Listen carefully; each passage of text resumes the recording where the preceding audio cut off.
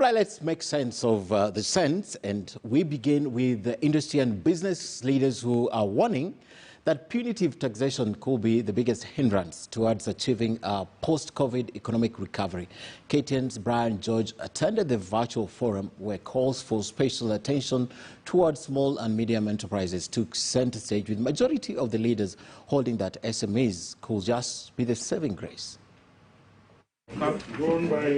While lauding the government's efforts in cushioning Kenyans against the adverse effects of COVID-19 last year, Amani National Congress Party leader Musalia Mudavadi put the government on the spot for introduction of new taxes that could ostensibly be detrimental in economic recovery.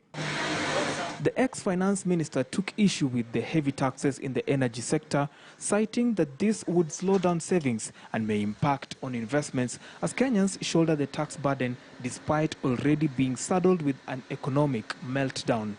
Are we now overtaxing? Is the KRA driving us out of town? Are they driving us out of town? Are they revisiting and visiting the same fellows again and again and again, to the extent that there's no ability to save? Because for an economy to grow, people must have the ability to save. What is happening to our savings in this country?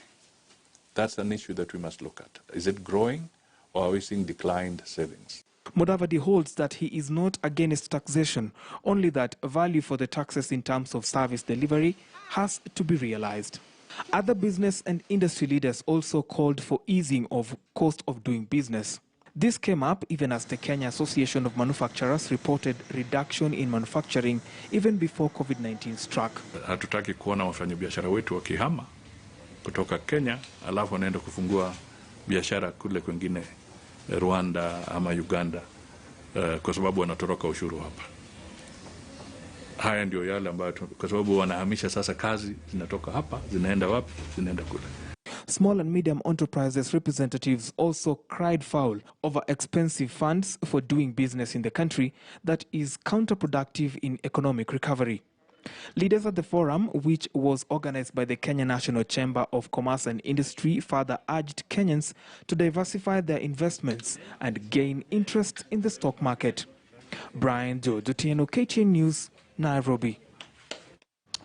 Now, Kenya's top banks have defied the tough economic meltdown to report single and double-digit profits. Listed